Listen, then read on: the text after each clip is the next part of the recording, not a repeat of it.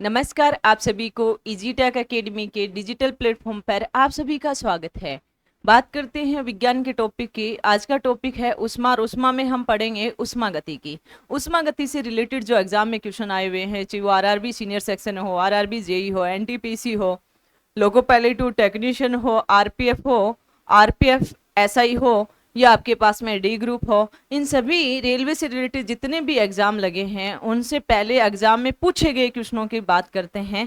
तो आज का लास्ट टॉपिक रहेगा उष्मा गति के। हम 5 चैप्टर पढ़ चुके हैं, लगातार 5 वीडियो हो चुकी है इस टॉपिक की, उष्मा से और ताप से रिलेटेड 5 क्लासेज हो चुकी है। आज लास्ट क्लास है। तो अगर इसकी बात करें तो फर्स्ट क्वेश्चन आपके पास में बोर्ड पर, तो फर्स्ट क्वेश्चन है आपके पास में, इनमें से कौन सा विद्युत उपकरण जूल के तापन नियम पर आधारित नहीं है। सबसे पहले तो इसने पूछा गया है कि जूल के तापन नियम पर आधारित नहीं है। जूल के तापन नियम पर कौन सा ऑप्शन है जो उसके नियम पर आधारित नहीं है। तो जूल के तापन नियम पर जो आधारित होता है वो होता है जैसे विद्युत प्रेस हुआ, विद्युत केतली हुआ, विद्युत हीटर हुआ, विद्युत गीजर हुआ, फ्यूज हुआ, ये सभी जूल के नियम पर आधारित होते हैं। ठीक है, तो ऑप्शन देखते हैं। फर्स्ट, इलेक्ट्रिकल केतली जूल के नियम पर आधारित है, तो ये ऑप्शन नहीं होगा। विद्युत प्लग एवं स्विच, ये जूल के नियम पर आधारित है, नहीं है, जूल के नियम पर लागू नहीं होता इस पर।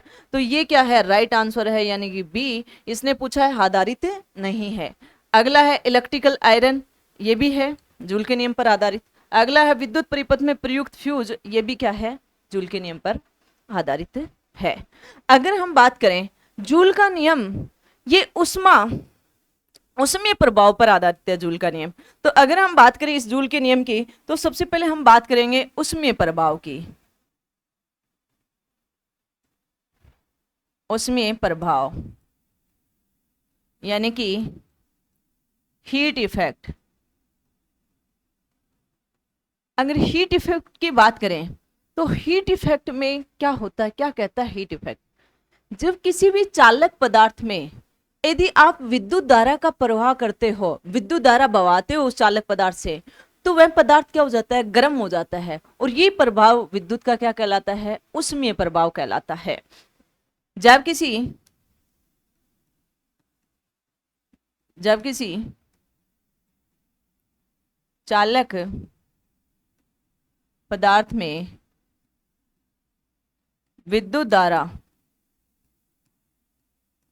इलेक्ट्रिकल करंट, विद्युत धारा का या विद्युत धारा को प्रवाहित करने पर वह गर्म हो जाता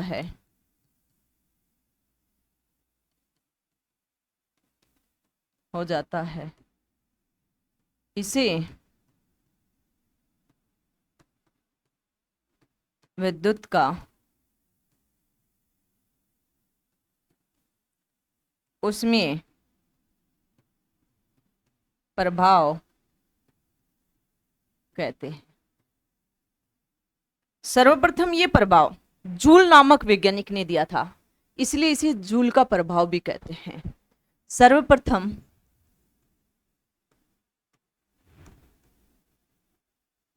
यह प्रभाव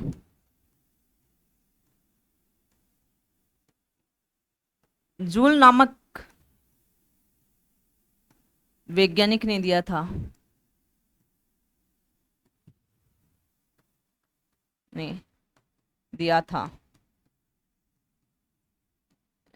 इसलिए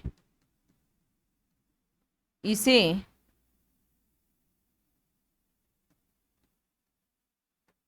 जूल का नियम भी कहते हैं।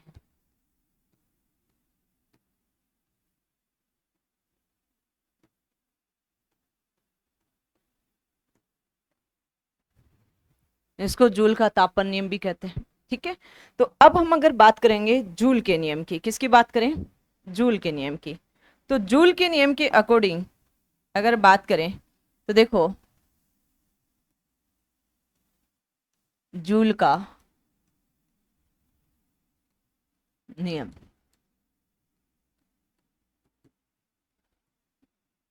जूल के नियम के अकॉर्डिंग जब किसी चालक पदार्थ में यदि हम विद्युत धारा का प्रवाह करते तो वो गर्म हो जाता है।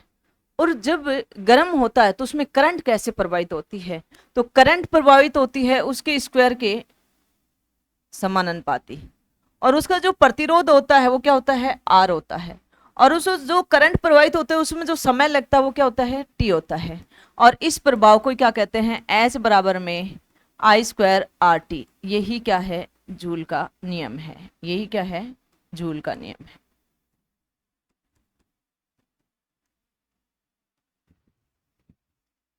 अगली अगर मैं बात करूं आपसे जूल के नियम के अकॉर्डिंग, तो यहाँ पे हम ओम के नियम भी लगा सकते हैं, जहां पे पावर बराबर में क्या होता है, वी आई होता है। और यहाँ पे ओम के नियम की बात करूं तो आई बराबर में क्या होता है, वी बटे आर, और वी बराबर में क्या होगा, आई आर। यानी कि ओम के नियम के अनुसार, ओम का नियम,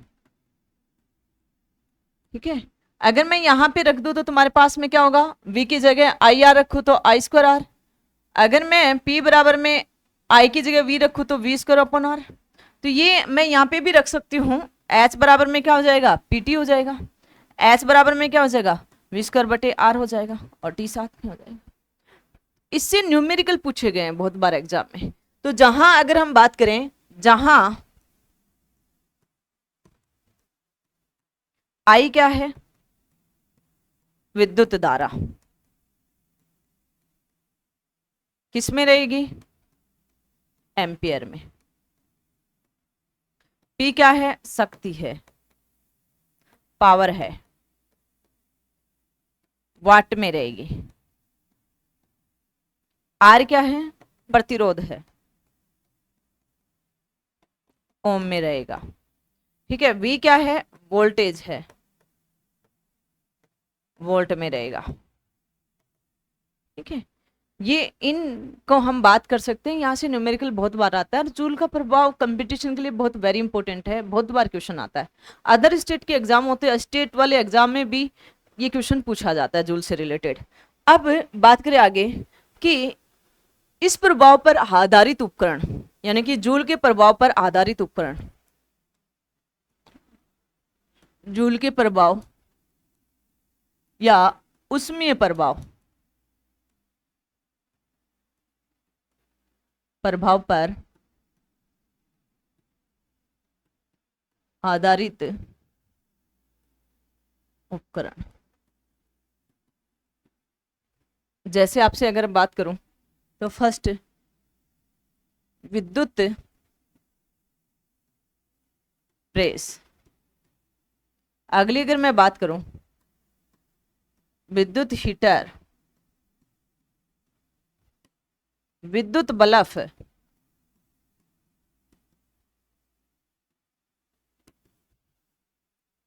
फ्यूज, विद्युत केतली,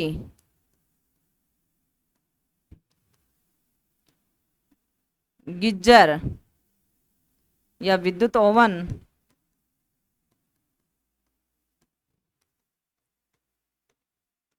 गीजर इत्यादि कर देते हूं।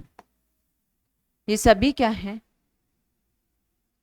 जूल के प्रभाव पे यानी कि उसमें प्रभाव पर आधारित उपकरण है। जैसे आपसे पूछे कि विद्युत प्रेस, विद्युत प्रेस का जो बाहर का आवरण है, जैसे प्रेस हम प्रेस करते हैं तो ये नीचे का जो आवरण है, ये परत है, ये किसकी बनी होती है, विद्युत प्रेस का जो परत होती है, परत, जो नीचे की जो पर्स होती है वो किसकी बनी होती है,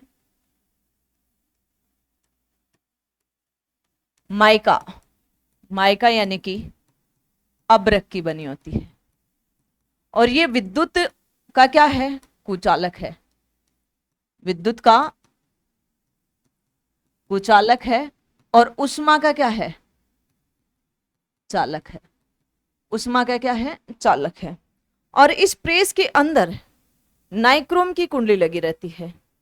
इस प्रेस के अंदर किसकी कुंडली होती है, नाइक्रोम की कुंडली लगी रहती है। नाइक्रोम मिश्र धातु है जो निकल और किससे मिलकर बनी होती है, क्रोमियम की। निकल की 80% और क्रोमियम की 20% से मिलकर बनी होती है। ठीक है, अगली अगर हम बात करें विद्युत हीटर, विद्युत हीटर की यदि हम बात करें तो विद्युत हीटर का बाहर का आवरण भारी आवरण चीनी मिट्टी का बना होता है।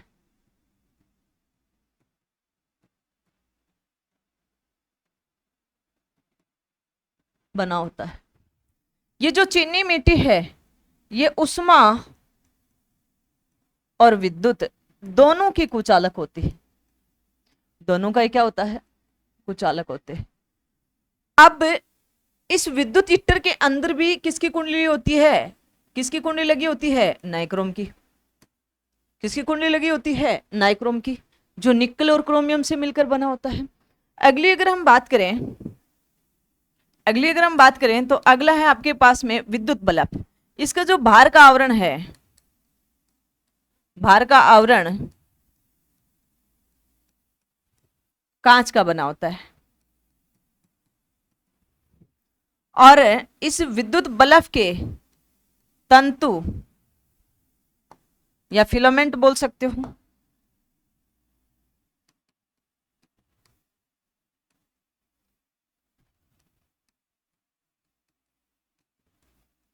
यानी कि तंतु किसका बना होता है? टंगस्टन का बना होता है। किसका बना होता है? टंगस्टन का। टंगस्टन एक कठोर धातु है और उच्च गलनांक और उच्च प्रतिरोधकता वाली होती है। ठीक है। और इसका जो गलनांक है 3380 डिग्री सेल्सियस या लगभग 3400 डिग्री सेल्सियस होता है। फ्यूज क्या होता है? विद्युत परिपथों की सुरक्षा के लिए लगाया जाता है। फ्यूज को विद्युत परिपथों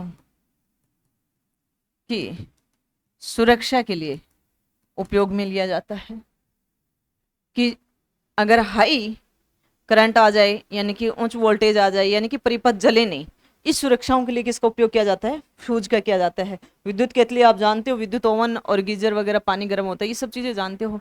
यानी कि कई बार आपसे क्वेश्चन पूछा जाता है कि हीटिंग एलिमेंट्स के लिए किसका उपयोग किया जाता है, तो किसका किया जाता है? अधिकांशतः नाइक्रोम का किया जाता है। तो ये था आपके पास में जूल का नियम। अगले क्वेश्चन की यदि हम बात करें तो अगला क्वेश्चन है आपके पास में, देखो अगला क्वेश्चन क्या कहता है? गर्मी में सीधे से संद्रवित नहीं होता है। गर्मी में सीधे से संद्रवित थर्मल ऊर्जा का मापन नहीं होता है, कभी भी ध्यान रखना। तो इसका राइट आंसर ए है। अणुओं की गति का संद्रवित होता है। विद्युत चुंबकीय तरंगों के माध्यम से स्थानांतरण, ये भी संद्रवित होता है। पदार्थ के थर्मोडायनेमिक यानी कि उष्मागति के गुण भी क्या होते हैं? संद्रवित होते हैं। तो इसका राइट आंसर कौन सा रहेगा? ए इसका राइट आंसर रहेगा। अगले क्वेश्चन की यदि हम बात करें तो अगला क्वेश्चन क्या कहता है? स्थिर अवस्था में उष्मा प्रवाह का तात्पर्य है। देखो उष्मा प्रवाह, उष्मा कब होती है? जब तापांतर का अंतर हो। और स्थिर अवस्था है, स्थिर अवस्था है तो आपके पास में उष्मा प्रवाह स्थिर जब होगी जब उसमें प्रवाह दर आधारित न होगा, यानी कि उसमें समय का निर्धारित नहीं किया जाएगा। समय को क्या नहीं किया जाएगा? निर्धारित नहीं किया जाएगा कि ये दर ऐसे बह रही है, इतने समय में बह रही है, तो समय से उसको कोई भी लेना देना नहीं होगा। तो उष्मा का प्रवाह की दर क्या रहेगी? स्थिर रहेगी। तो फर्स्ट उष्मा प्रवाह नगण्य होता नहीं, स्थिर रहेगी तो नगण्य नहीं होगा, कांस्टेंट ही रहेगा। अगला, दो बॉडी के बीच तापांतर न हो, तापांतर नहीं होगा तो उष्मा बनेगी नहीं, तापांतर ही तो उष्मा है, तो ये भी गलत है। अगला है उष्मा प्रवाह की दर स्थिर हो या उष्मा प्रवाह समय पर आधारित न हो, तो राइट आंसर इसका सी है। तो सी इसका क्या है? राइट आंसर है। अगले क्वेश्चन की यदि हम बात करें तो अगला क्वेश्चन है उष्मागति का शून्य अंक का नियम क्या बताता है। देखो उष्मागति का शून्य अंक का नियम क्या बताता है? उष्मागति ये कहता है कि कोई भी मटेरियल आपके पास में ए है, अगर आप इसको गर्म करते हो बी, यानी कि दो पिंड है या दो निकाय है या दो प्रणाली है, अगर आपके पास में दो निकाय है ए और बी, ए को गर्म किया, ए और बी को आपने गर्म किया, साम्य अवस्था में क्या हो गया, लेकिन इसके साथ में सी रखा हुआ है, तो ये भी क्या हो जाएगा? इनके संतुलन की अवस्था में हो जाएगी। यानी कि दो प्रणालियां तो एक दूसरे के संतुलित रहेंगे, लेकिन तीसरी भी इनके साथ क्या रहेगी? संतुलित की कंडीशन में रहेगी। और ये किसका नियम है? उष्मागति का शून्य नियम है। और शून्य नियम क्या बताता है? आपके पास में तापमान को परिभाषित करता है। किसको परिभाषित करता है? तापमान को परिभाषित करता है, यानी कि ये उष्मा के संतुलन को बताता है, उष्मा के संतुलन को बताता है।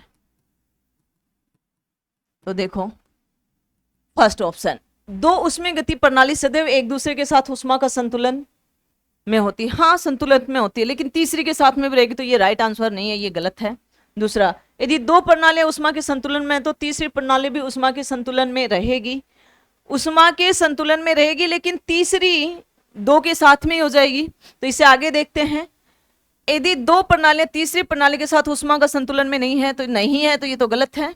अगला है, जब दो प्रणालियां तीसरी प्रणाली के साथ उष्मा का संतुलन है, इसके अंदर क्या है, दो प्रणालियां हैं और तीसरी प्रणाली के साथ उष्मा की क्या है, संतुलन में है, लेकिन एक दूसरे के संतुलन में भी होना जरूरी है। तो यहाँ पे एक दूसरे का नहीं, ये आदि परिभाषा, इसलिए ये आंसर गलत है। अगला है, जब दो प्रणालियां तीसरी प्रणाली के साथ उष्मा के संतुलन में है तो वह एक दूसरे के साथ उसमें संतुलन में होती है। तो इसका एकदम राइट आंसर कौन सा है, डी इसका राइट आंसर है। डी इसका क्या है, राइट आंसर है। ये दो बार दो एग्जाम में जेई के में आए हुए क्वेश्चन है। तो देखो अगला क्वेश्चन, निम्नलिखित में से कौन सा सही है, जल का विशिष्ट आयतन जब 0 डिग्री सेल्सियस पर उष्मा दी जाती है। तो देखो जब आयतन को 0 डिग्री सेल्सियस की बात करोगे ना, तो इसमें क्या होगा कि पहले तो ये घटेगा, पहले तो ये क्या होता है, घटता है, और उसके बाद में क्या होता है, बढ़ता है। ये इसकी कंडीशन होती है। तो देखो ऑप्शन देखते हुए चलते हैं, पहले बढ़ता है और फिर घटता है, गलत आंसर है। अगला, पहले घटता है और फिर बढ़ता है, यानी कि राइट आंसर है बी। समान रूप से बढ़ता है नहीं, समान रूप से घटता है नहीं, तो ये तीन नहीं है, यानी कि इसका राइट आंसर कौन सा है, बी है। अगला क्वेश्चन है आपके पास में, अगला क्वेश्चन क्या कहता है कि ब्रह्मांड की एंट्रोपी की प्रवृत्ति होती है। ब्रह्मांड में देखो दिन प्रतिदिन गर्मी बढ़ रही है, नहीं बढ़ रही है, एंट्रोपी बहुत गर्म हो रहा है, नहीं हो रहा। वातावरण देखो, वायुमंडलीय दाब में बहुत सारी उष्मा आती है, उसमें स्रोत होते हैं। तो पूरी अगर वायुमंडल की ब्रह्मांड की बात करें तो एंट्रोपी बढ़ ही रही है, तो एंट्रोपी क्या होगी, मैक्सिमम रहेगी। एंट्रोपी क्या रहेगी, मैक्सिमम रहेगी। तो इसका राइट आंसर कौन सा है, न्यूनतम नहीं, औसत नहीं, शून्य नहीं, इसका डी इसका राइट आंसर है, यानी कि मैक्सिमम रहेगी। अगले क्वेश्चन की यदि हम बात करें तो अगला क्वेश्चन क्या कहता है, जिसका तापमान लिया जाना है उसे संपर्क किए बिना जिस उपकरण का उपयोग तापमान मापा जाता वह है। इसका कहने का मतलब है कि किसी का आप तापमान ले रहे हो, जैसे मानो सूर्य का तापमान ले रहे हो, सूर्य को संपर्क थोड़ी कर रहे हो, लेकिन उसका तापमान माप रहे हो, तारों का तापमान माप रहे हो, यानी कि उच्च लेवल का तापमान माप रहे हो, जो सतह पे विकिरण से ही तुम उसका तापमान माप दो। तो उस उपकरण का नाम क्या है, पायरोमीटर है। तो देखो बात करते हैं इसमें विकिरण या अवरक्त पायरोमीटर, तो राइट आंसर ए है, न तो ये है, न पारदर्शिक वाली ग्लास तापमापी नहीं, उष्मा विद्युत पायरोमीटर नहीं। तो कौन सा होगा, विकिरण अवरक्त पायरोमीटर होते हैं। ये विकिरण अवरक्त अलग अलग प्रकार के पायरोमीटर होते हैं और आज के युग में बहुत ज्यादा पायरोमीटर का उपयोग किया जाता है। अगले क्वेश्चन की अगर हम बात करें तो अगला क्वेश्चन है, एक उष्मा गति प्रणाली जिसमें उष्मा संतुलन तब प्राप्त किया जाता है जब दो पिंडों का क्या हो, संतुलन कब होगा, तापमान समान होगा, स्थिर तापमान होगा, कांस्टेंट तापमान होगा, तो उष्मा का संतुलन होता है। क्योंकि तापमान समान रहा, उष्मा तापांतर ही उष्मा कहलाती है। तो संतुलन क्या होगा कि आपके पास संतुलन क्या हुआ कि जो निकाय में पहले उष्मा बनी वो ही क्या बने, बाद में बने, इन दोनों का क्या हो, बराबर हो।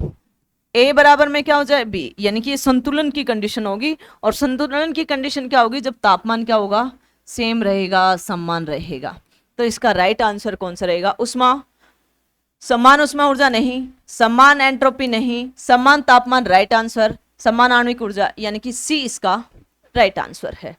अगले क्वेश्चन की यदि हम बात करें तो अगला क्वेश्चन है आपके पास में, फटाफट बताओ, ऑप्शन देखिए। एक उष्मागतिकीय प्रणाली में वह प्रक्रिया जिसमें आयतन स्थायी रहता है वह प्रक्रिया कहलाती है। आयतन स्थायी रहेगा, आयतन स्थिर रहेगा, तो वह प्रक्रिया हमेशा कौन सी कहलाएगी, समितीय या समिति। ठीक है, तो इसका राइट आंसर सी इसका राइट आंसर रहेगा। अगला क्वेश्चन है आपके पास में, दाब आयतन का गुणनफल पीवी और आंतरिक ऊर्जा यू का योगफल क्या कहलाता है। इनका योगफल हमेशा एंथेलेपी। एंथेलेपी क्या है? एंथेलेपी है आंतरिक ऊर्जा प्लस में किया गया कार्य। आंतरिक ऊर्जा एंथैल्पी माना H, किया गया कार्य U और किया गया कार्य PV। P मतलब दाब और V क्या है? आयतन। ये एंथैल्पी है। तो इसका राइट आंसर कौन सा हो जाएगा? C इसका राइट आंसर हो जाएगा। C इसका क्या हो जाएगा? Right answer. अगले क्वेश्चन की यदि हम बात करें तो अगला क्वेश्चन है आपके पास में, देखो, उष्णता हीट से संबंधित भौतिक विज्ञान की शाखा को क्या कहते हैं? उष्मागतिकी कहते हैं। उष्मागतिक कहते हैं या थर्मोडायनेमिक्स कहते हैं। तो इसका राइट आंसर कौन सा रहेगा? थर्मोडायनेमिक्स। बी इसका राइट आंसर रहेगा। अगले क्वेश्चन की यदि हम बात करें तो अगला क्वेश्चन है आपके पास में, उष्मागति का कौन सा नियम एंट्रोपी को परिभाषित करता है? कौन सा नियम एंट्रोपी को परिभाषित करेगा? सबसे पहले तो आपको इनके नियमों का पता होना चाहिए। शून्य नियम किसको परिभाषित करता है अभी? ऊष्मीय संतुलन का नियम। और ये किसको बताता है? तापमान को परिभाषित करता है।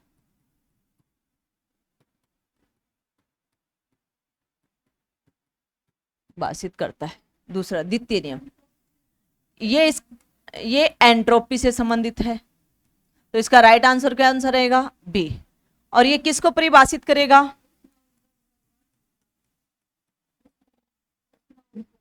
उष्मा ऊर्जा की प्रवाह की दिशा को बताता है। दिशा को क्या करेगा? बताएगा। अगला अगर मैं बात करूं आपसे, अगला क्या करता है अभी? प्रथम नियम क्या करता है? ऊर्जा संरक्षण नियम पर आधारित है, लेकिन ये किसको बताएगा? आंतरिक ऊर्जा को परिभाषित करेगा।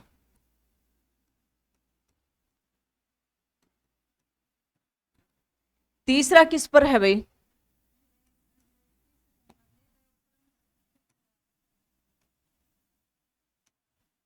किसको बताएगा भैया?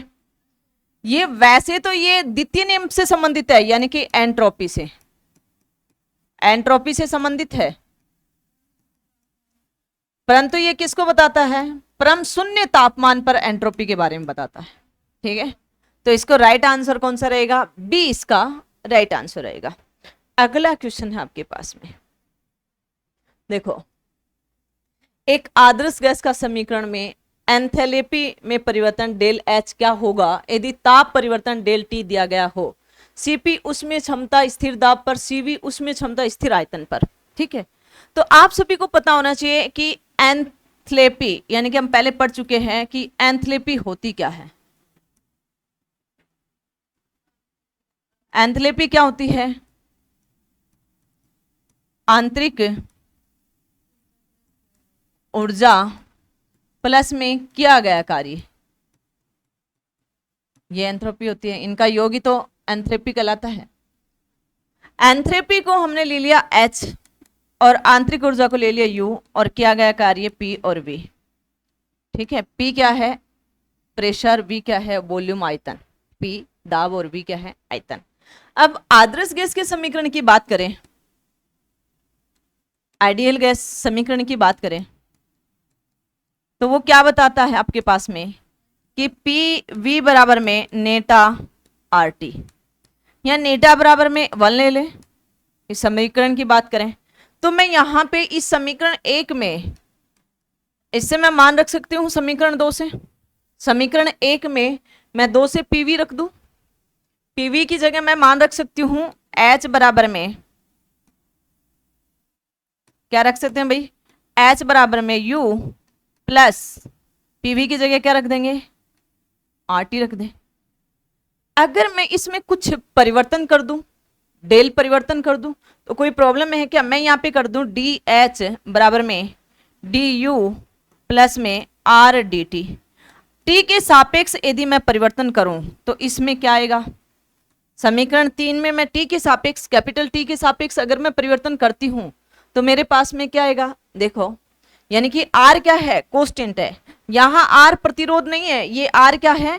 कांस्टेंट है, ध्यान रखना। और ये आर कांस्टेंट क्या होता है आपके पास में? सीवी, सीपी माइनस में सीवी होता है। आर क्या है तुम्हारे पास में? यहाँ पे कांस्टेंट है, यानी कि सीपी माइनस में सीवी होता है। तो मैं यहाँ टी के सापेक्ष परिवर्तन करूं तो तुम्हारे पास में क्या आ जाएगा?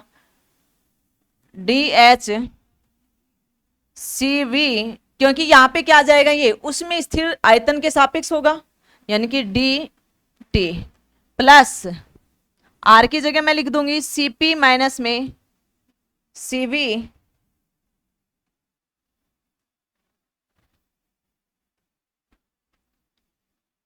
सीपी माइनस में सीवी बटे डेल टी। अब अगर मैं इसको खोल लूं, डी एच बराबर में CV D T plus CP D T minus CV D T, इससे ये कैंसिल आउट हो जाएगा। कैंसिल आउट हो गया। अब आपके पास में बता डी एच बराबर में सीपी और डी टी। अगर मैं इसमें डेल में परिवर्तित करूं तो ये क्या हो जाएगा? डेल एच कैपिटल, और यहाँ सीपी, और ये क्या हो जाएगा? Del T. तो ये इसका राइट आंसर रहेगा। इसके अकॉर्डिंग इसका राइट आंसर कौन सा रहेगा? डी इसका राइट आंसर रहेगा। प्लीज चैनल को लाइक, शेयर, सब्सक्राइब करना, अपने दोस्तों से भी कराना। इसी के साथ जय हिंद, जय भारत।